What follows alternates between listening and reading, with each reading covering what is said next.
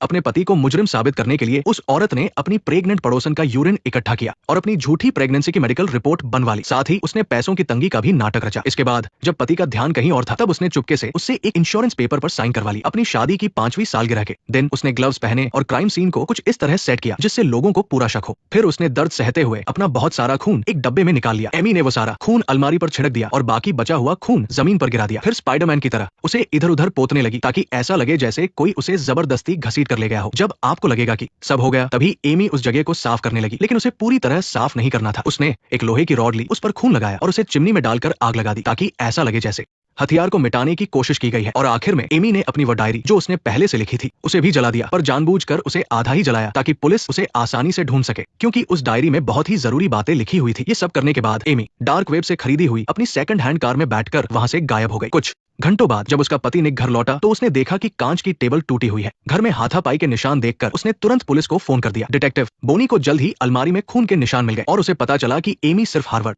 से ग्रेजुएट ही नहीं बल्कि येल यूनिवर्सिटी में साइकोलॉजी की लेक्चरर भी थी। बोनी को सबसे ज्यादा हैरानी तब हुई जब उसे पता चला कि एमी वही राइटर है जिसे वो काफी पसंद करती है। इसके बाद निक को पुलिस स्टेशन ले जाया गया और वहां उसके खून और फिंगरप्रिंट्स के सैंपल लिए गए। अब पुलिस एमी के फोन और क्रेडिट कार्ड को ट्रैक करने वाली थी। बोनी ने निक से पूछताछ शुरू की। निक ने बताया कि वे अभी 1 साल पहले ही न्यूयॉर्क से वापस आए हैं और एमी का उसके इस होमटाउन में कोई दोस्त नहीं है। ये सुनकर बोनी को थोड़ा अजीब लगा, पर सबसे हैरान करने वाली बात यह थी कि इतने सालों से शादीशुदा निक को अपनी पत्नी एमी का ब्लड ग्रुप तक नहीं पता था। क्योंकि एमी काफी मशहूर थी, इसलिए पुलिस ने एक प्रेस कॉन्फ्रेंस करने का फैसला किया। निक और उसके सास ससुर ने इंटरव्यू दिया और लोगों से एमी के गायब होने से जुड़ी कोई भी जानकारी देने की अपील की। एमी के बहुत सारे फैन थे, जिनमें उसका एक्स बॉयफ्रेंड कॉलिंस भी था। ब्रेकअप के बाद उसने एमी के लिए अपनी जान लेने की कोशिश की थी। उसका एक और एक्स बॉयफ्रेंड टॉमी था, जो ब्रेकअप के बाद काफी गुस्से वाला हो गया था, इसलिए एमी ने उस पर केस भी किया था। पूरी बात एमी के माता पिता को नहीं पता थी। उन्हें शक था कि उनकी बेटी से कोई बदला ले रहा है। उसी रात अलमारी में मिले खून की जांच रिपोर्ट आ गई। फॉरेंसिक टीम को लगा कि किचन में काफी खून गिरा है, जिसे चेक करने के लिए ल्यूमिनोल टेस्ट की जरूरत थी। तभी एक साथी ऑफिसर को एक नई बात पता चली, चाहे वो घर हो या गाड़ी, और यहाँ तक कि क्रेडिट कार्ड के बिल या निक का बार, सब कुछ एमी के नाम पर ही था। पर बोनी ने इस बात पर ज्यादा ध्यान नहीं दिया। तभी